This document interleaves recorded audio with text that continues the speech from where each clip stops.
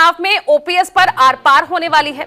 क्या विपक्ष के बाद अब बीजेपी भी इस मुद्दे पर फोकस कर रही है? सरकार ने एक आदेश जारी कर प्रदेश में न्यायिक अधिकारियों और जजों को पुरानी पेंशन की सौगात दी है। आखिरी वेतन का 50% पेंशन और 30% के हिसाब से पारिवारिक पेंशन दी जाएगी। National pension system for government employees needs to be improved.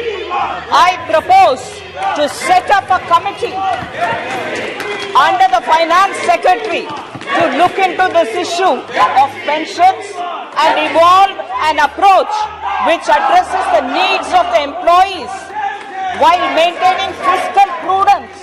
Pension बहाली पर दिल्ली के मुख्यमंत्री अरविंद केजरीवाल का बयान आया है। ओपीएस यानी ओल्ड पेंशन स्कीम को वापस लागू करने का समर्थन किया है अरविंद केजरीवाल ने। ईपीएस 95 पेंशन धारकों की हुई बल्ले बल्ले 25 लाख। ईपीएस 95 पेंशन भोग के लिए बहुत ही अच्छी मोदी सरकार की तरफ से घोषणा हुई है। इस तरह की ताज़ा बड़ी अपडेट आ रही है।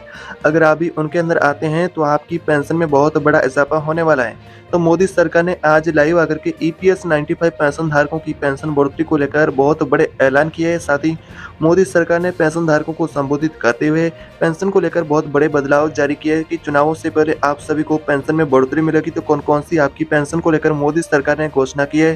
साथ में 25 लाख ईपीएस के जो पेंशन धारक है उनको कितनी पेंशन मिलेगी और उनकी पेंशन में कितनी बढ़ोतरी की जाएगी और उन्हें साथ में कौन सी यानी कि साथ में सुविधाएं दी जाएगी, उनके बारे में भी विस्तार से आपको इस वीडियो के अंदर जानकारी बताने वाले हैं। तो आप इस वीडियो को आखिर तक देखते रहिएगा। चैनल पर पहली बार आए तो चैनल को सब्सक्राइब कर दे, पास ही बेल आइकन दिखेगा उसे भी दबा करके ऑल पर प्रेस कर दे ताकि आने वाली ऐसी नई वीडियो आपको सबसे पहले मिले। तो आपकी दो यानी कि पेंशन और ओपीएस है, जो आपकी ईपीएस पेंशन है और ओपीएस को लेकर मोदी सरकार ने जो ऐलान किया उसके बारे में पूरी विस्तार से आपको जानकारी बताएंगे। तो वीडियो अंत तक देखते रहिएगा।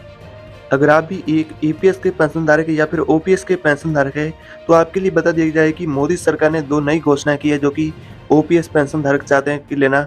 उनकी जो वर्तमान में एनपीएस पेंशन मिलती है उसमें कुछ बदलाव को लेकर मोदी सरकार ने ऐलान किया है और आपकी ईपीएस में मिनिमम पेंशन बढ़ोतरी को लेकर जो पेंशन धारक मांग कर रहे थे उनकी ईपीएस पेंशन को लेकर भी बदलाव को लेकर मोदी सरकार ने पेंशन धारकों को बहुत बड़ा शानदार तोहफा दिया है कि 9,000 रुपये की मिनिमम पेंशन मिलेगी। ये 9,000 रुपये की मिनिमम पेंशन धारकों को कैसे पेंशन मिलेगी उसके लिए उनके लिए जो आपकी नियम शर्तें रखी गई उनको आपको पूरा करना होगा और आपको 9,000 रुपये की पेंशन मिलेगी। पहले ईपीएफओ ने मोदी सरकार के आदेश के बाद एक नया सर्कुलर जारी करके बताया कि कैसे पेंशन धारक उनको कितनी पेंशन मिलेगी, 9,000 रुपये प्लस डीए की पेंशन कितने पेंशन धारकों को मिलेगी उसको लेकर भी ताज़ा जानकारी आ रही है।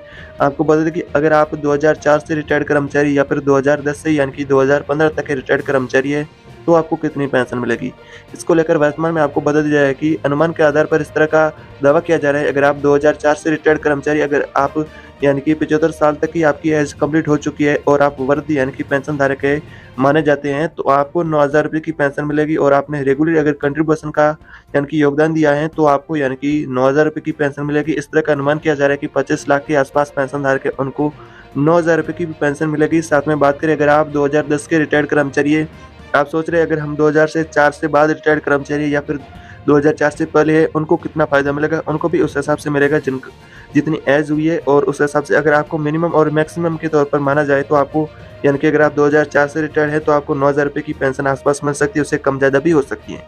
और बात करें अगर आप 2010 के रिटायर्ड कर्मचारी है तो आपको कितनी पेंशन मिलेगी, अगर आप 2009 के हो सकती है, 2008 के हो सकते हैं, वो आपके ऊपर डिपेंड करेगा कि आपकी यानी कि 10 कि जो आपका साल का रेगुलर कंट्रीब्यूशन कंप्लीट हुआ है तो आपको जरूर पेंशन बढ़ोतरी का फायदा मिलेगा, लेकिन आपकी एज भी यहाँ पर आपका मायने रखने वाली है कितना आपको पेंशन दिया जाएगा।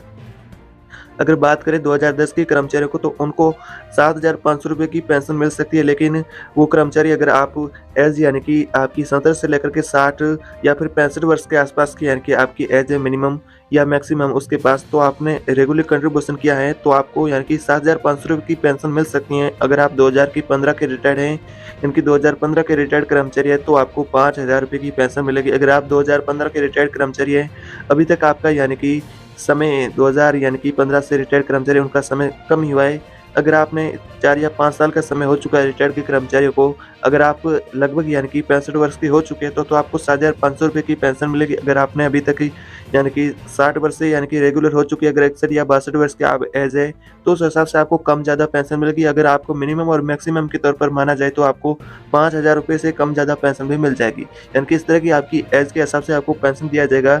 और बात करें आपकी महंगाई भत्ते को लेकर तो महंगाई भत्ते को लेकर भी अपडेट आ रही है और आपकी अन्य जो सुविधाएं वो भी आपको इस आधार पर दिया जाएगा अन्य सुविधाओं में से फ्री में मेडिकल की सुविधा सभी पेंशन धारकों को मिलेगी और बाकी सुविधाएं हायर पेंशन की और जो पेंशन धारक है जो डीए की बढ़ोतरी चाहते हैं उनको उस हिसाब से यानी कि उनका एज और उनका जो कंट्रीब्यूशन के आधार पर फायदा मिलेगा, लेकिन फ्री में मेडिकल की सुविधा सभी पेंशन धारकों को दी जाएगी।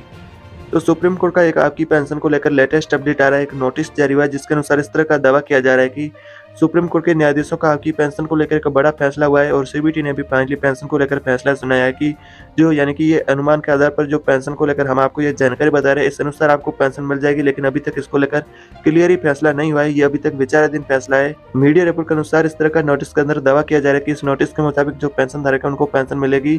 तो वर्तमान में अभी तक सुप्रीम कोर्ट ने इस तरह की कोई ऑफिशियल घोषणा नहीं की है और न ही सरकार ने इसको लेकर कोई ऑफिशियल पुष्टि की है।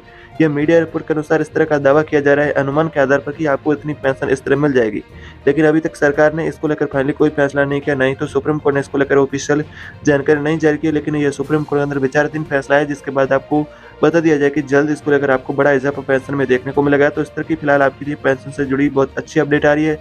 बात करें महंगाई भत्ते को लेकर तो महंगाई भत्ते का आपका ऐलान है बढ़ोतरी का दशहरा से पहले किया जा सकता है। इस तरह का अनुमान है कि कुछ मीडिया रिपोर्ट के अनुसार ऐसा दावा किया जा रहा है कि आपकी महंगाई भत्ते में 4% की बढ़ोतरी हो सकती है और आपको 46% महंगाई भत्ता भी मिल जाएगा।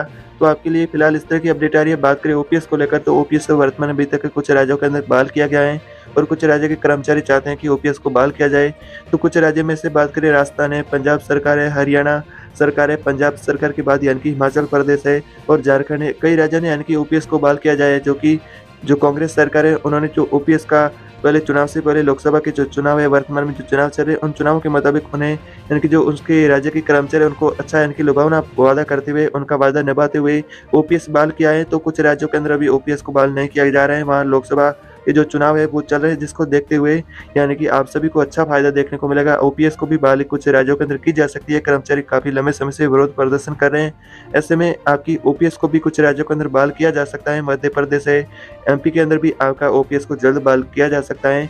जो कि विपक्षी पार्टी है उनको बड़ा हथियार मिल चुका है ओपीएस, जिसको देखते हुए आपको अच्छा पेंशन धारकों को फायदा मिलने वाला है। जो केंद्रीय कर्मचारी उनको अच्छा ही फायदा मिलेगा। तो वर्तमान में अभी तक ओपीएस को लेकर जो उन राज्यों ने ओपीएस बहाल किया है, लेकिन बाकी कुछ राज्य जो ओपीएस बहाल करने को लेकर उनके राज्य के जो कर्मचारी काफी लंबे समय से इंतजार कर रहे हैं और आंदोलन कर रहे हैं, जिसको देखते हुए जल्द आपको इसमें बड़ा इजाफा देखने को मिलेगा महंगाई भत्ते में और ओपीएस की भी बहाली जल्द मिलेगी।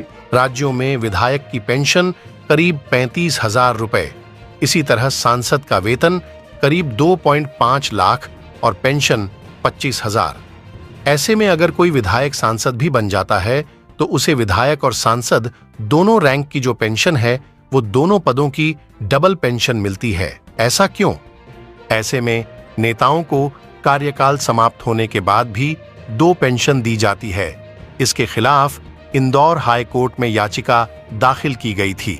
अब इस याचिका पर हाई कोर्ट ने केंद्र सरकार और राज्य सरकार को नोटिस जारी करके जवाब मांगा है।